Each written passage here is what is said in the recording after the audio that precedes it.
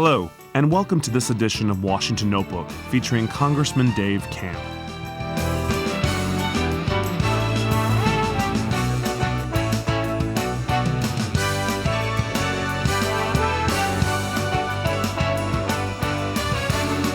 For the latest inside information from our nation's capital, Washington Notebook talks today with special guest Dave Camp. Hello, and welcome to this edition of Washington Notebook. I'm Congressman Dave Camp, and today I'll be speaking with Senator Rob Portman from Ohio.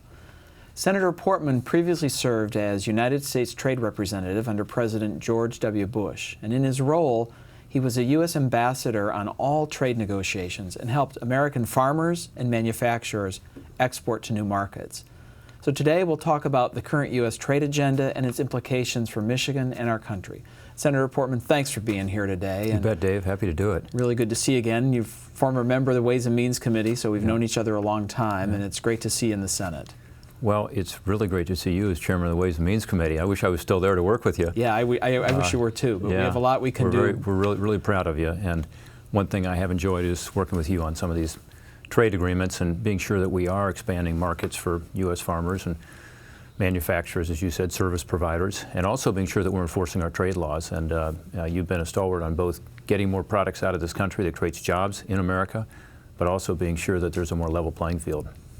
Well, particularly with this difficult economy, I know Michigan certainly has had, and I know Ohio had as well. What role do you think trade can play in helping an economic recovery and hopefully the jobs that will follow something like that? It's one of the most obvious ways to get the economy moving. And by the way, the president says he agrees with that. In all of his speeches about trade, he talks about the fact that he'd like to export more because more exports equals more jobs.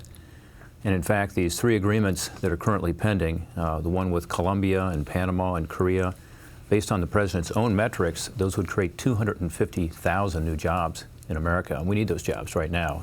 In Michigan and Ohio, where I'm from, we've got unemployment that's at unacceptably high levels. People have been out of work for a long time, and we need to get people back to work. And by the way, jobs related to trade, according to all the statistics, pay a little more and have better benefits. So these are good jobs, and it can really help. By the same token, we need to be sure it's fair, that we're not allowing other countries to use different rules to try to keep our exports out. And that's where, again, you've been great to work with, both when I was the trade rep and now that I'm over in the Senate, to be sure that other countries aren't selling stuff at below their costs here or aren't subsidizing things. That's illegal under U.S. law, and we need to be sure that we are enforcing those laws as well. And it's a win-win for the American worker if it's done right. And unfortunately, America is kind of falling behind because we aren't engaging, as you know, around the world in these trade agreements to knock down barriers to U.S. products. Hopefully we'll get these three done and then can move on to others so that we can, help workers and farmers in Michigan and Ohio and elsewhere.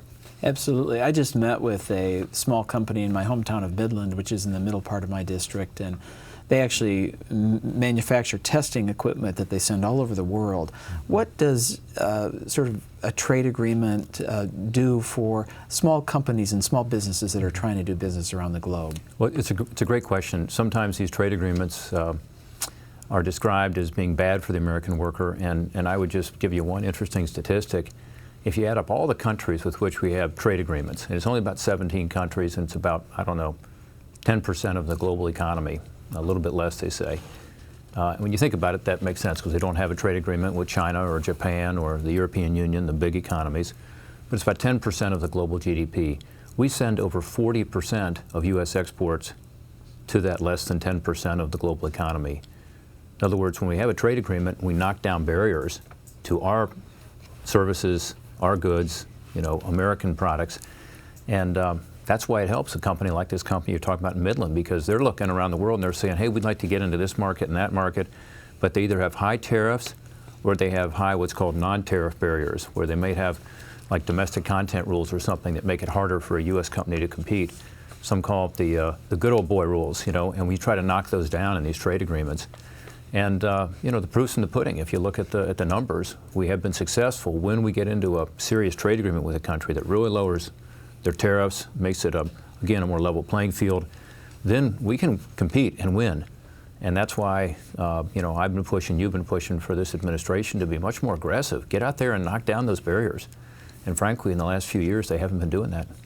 I think it's important, not only can it be tariffs and monetary barriers, but it can be rules and regulations and other what we call non-tariff barriers that actually make it difficult for employers to export into other countries. Yeah, absolutely right.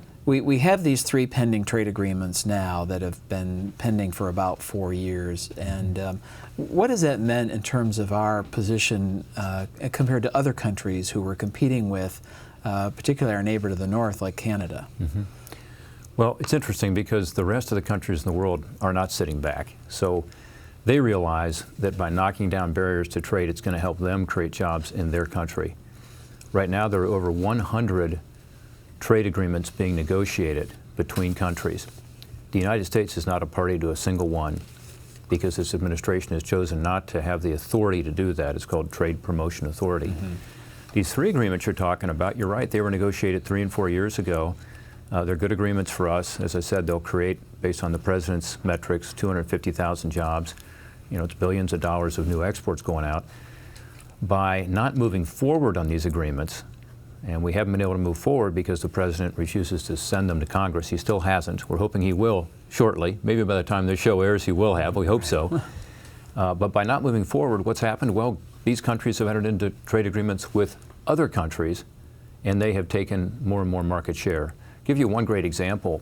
Back when we negotiated the Colombian Free Trade Agreement, which was 4 years ago now, the market share for the major U.S. agricultural exports was about 70%. So of the international exports coming into Colombia, agriculture, wheat, corn, and soybeans, we had a 70% market share, a little bit more. Now they say that market share is something like 26%. So in the meantime, what's happened? Colombia has entered into other trade agreements. And by the way, they started negotiating these other trade agreements after ours was completed. They've already completed the other trading negotiations and put them into effect with Argentina, Brazil, and now Canada. You mentioned our neighbor to the north. So now their products can be sent into Colombia at the lower tariffs. Ours cannot, because we, again, have sat back, we've allowed these trade agreements to languish, and we've lost market share as a result. That's sad, because America should be, with our great agriculture, our great farms. I know in Michigan you've got a lot of great agriculture like we do in Ohio. We should be getting a fair shake, and we're not, because our administration has not moved forward with these agreements. So once we get these agreements in place, hopefully we can begin to claw back some of that market share with the best farmers and the best, agricultural land in the world, in the United States of America. We should be doing a lot more. You mentioned a point. Some people say to me, well, if these agreements are so important for finding new markets and creating economic growth and the jobs that follow that, why don't you just pass them? Mm-hmm. Well, the way it works is that under law, the president has to submit them to Congress first. You think about it, it's almost like a treaty. The president and his executive office, the presidency, negotiates them, then they submit them to Congress. Then they go on what's called a fast-track procedure to get through. But we can't move in Congress until the president does that. And as you know, because as chairman of the Ways and Means Committee, you've got jurisdiction over this, your committee is the key committee on this, because you typically would move these bills first. And I applaud you, because I don't know if your constituents know this, but you are the one that's created the pathway finally to get the administration to send these agreements forward. Again, they haven't done it yet, so I have my fingers crossed here, but I think it's going to happen here in the next few weeks. And what you have done is said to the administration, what do you need? And they've moved the goalpost a few times on you, but they finally said we need to have the trade adjustment assistance, which is worker retraining program, moved forward as well. And your negotiation on that and coming up with something that Republicans and Democrats alike can support, improving the program, reforming it, has created the pathway to get these agreements done. So again, trade can be a win-win if it's done right. You focus on the enforcement side, but also on expanding exports. And then for dislocation that's going to occur in some towns, some communities, you need to have some kind of a worker retraining component. You've also created that option now. It passed the Senate yesterday with a good bipartisan vote. So I thank you for, rolling up your sleeves, listening to the White House, working with them, and getting this trade adjustment assistance on track. Well, there's an important part that you mentioned in terms of enforcement, if we're not only for these agreements we hope to have, but others that we have in place. In your role as trade ambassador, can you talk just a little bit about the role of the United States in making sure that that countries live by the rules that they've agreed to in these agreements? The United States has always been a force for sort of good government around the world. So we're the ones that say, you ought to lower your tariffs, you ought to get rid of the corruption, you ought to have transparency in your government, you ought to live by the rule of law, you ought to protect intellectual property. And one of the consequences of the U.S. pulling back in the last few years and not being engaged on these agreements we talked about is that force is not out there to try to get other countries, to live by these what we consider basic free market principles. The result, by the way, is without U.S. leadership, the world's not making as much progress on those things, all of which help to create a better middle class, to pull people up from poverty.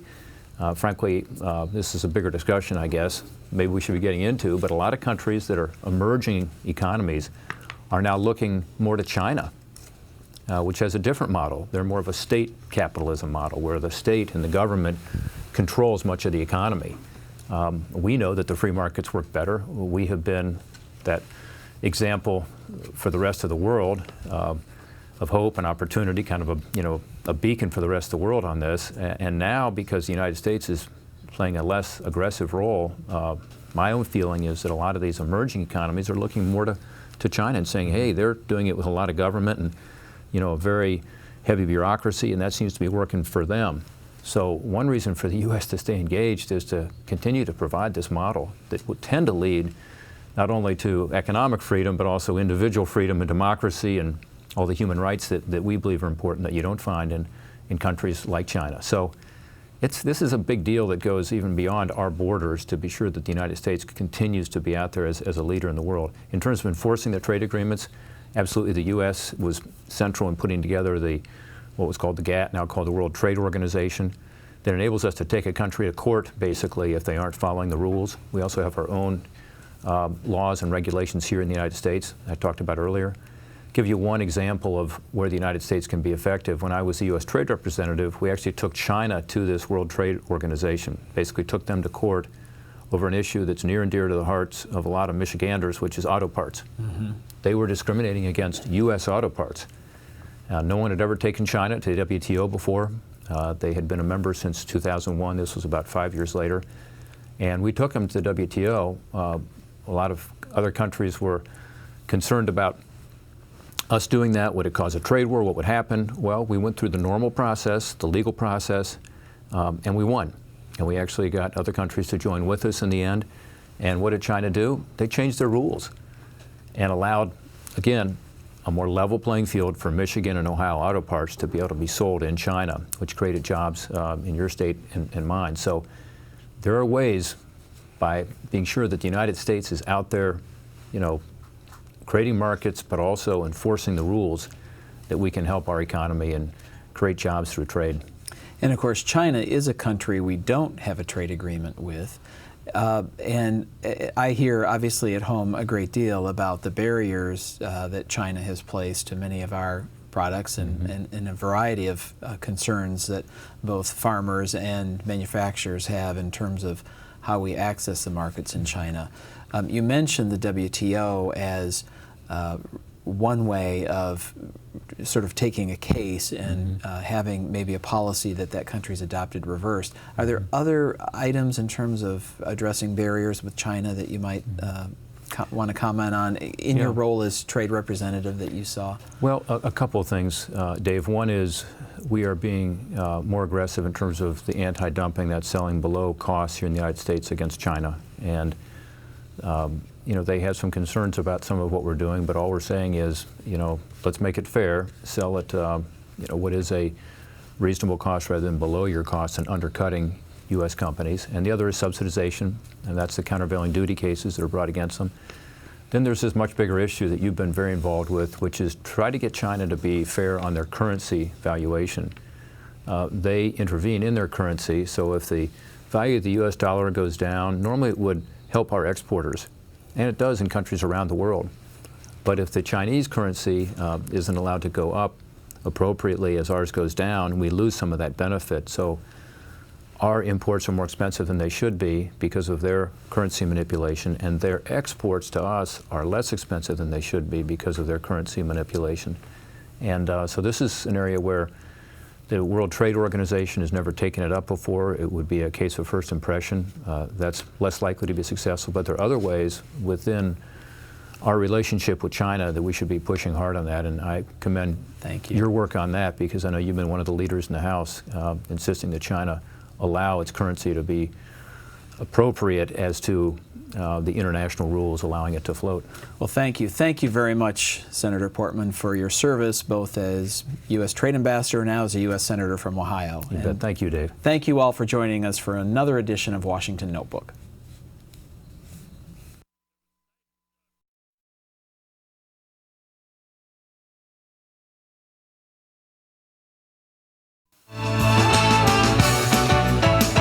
To contact Congressman Camp's office, check out the addresses on your screen or call 1-800-342-2455.